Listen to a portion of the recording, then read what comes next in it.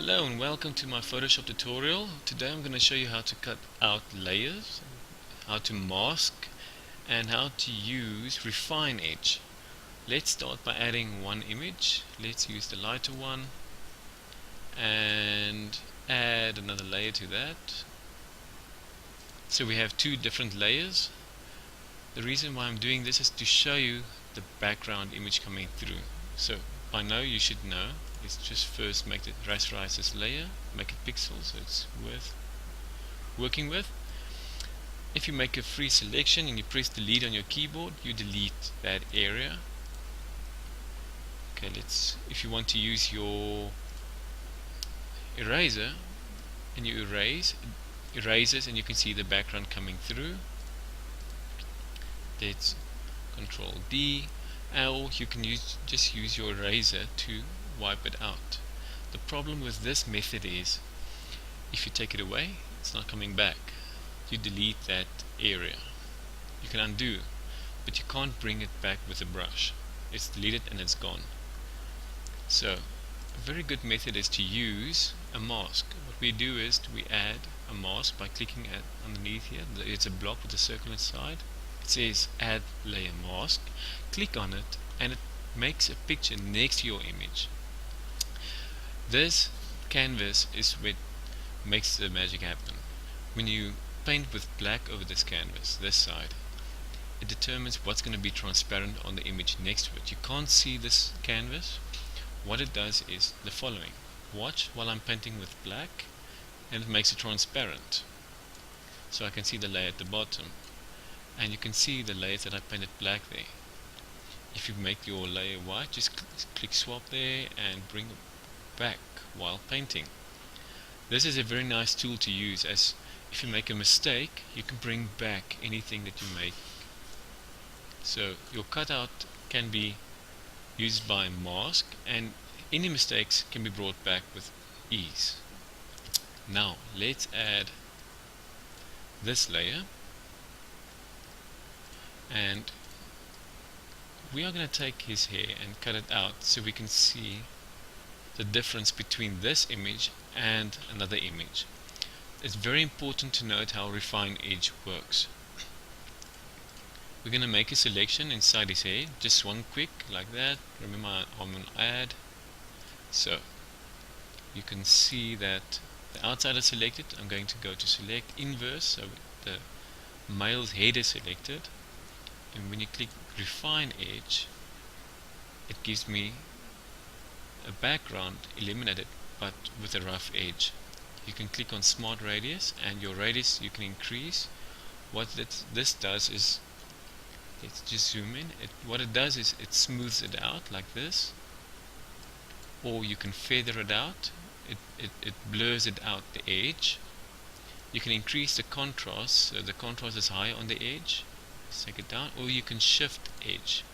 Now shift edge moves back and forth between the edge that you created. We're not going to use this tool at all today. We are going to use Decontaminate Color. Very unique tool to use, but note that the background was white and the male's head and the hair strands were very high in contrast against the white background, so it's very easy to see. When I go around, it eliminates everything that's white against the darker edges. So you have to go over the whiter area to color it out. So we can just go all around the head and it's gone. Now we have a little halo effect around it. To take that away, you can just increase the amount that cuts away. I think that looks quite good and I say okay. That's it. The problem is the following. Let's do hair strands like this one. Can you see that the color is very close to the color of the hair? I'm just going to double click to make it unlock the layer, make it a single layer. Let's add a new layer. I'm just going to make a background so you can see the difference. So I'm going to fill it up with black. Put it behind her so you can see the difference.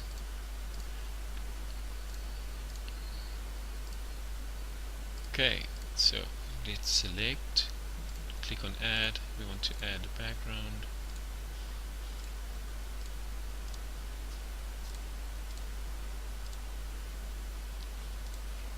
Now I want you to note what's going to happen. I'm just going to inverse so she is selected, and when I click refine edge and I go around her, the computer can't really see what the difference is in hair. And what you end up with is a blurry hair effect, something you don't want. If you look closely, you can see that the hair doesn't really cut out very nicely. It cuts it out, you can see it, but you lose a lot of detail in the process. We don't want that at all.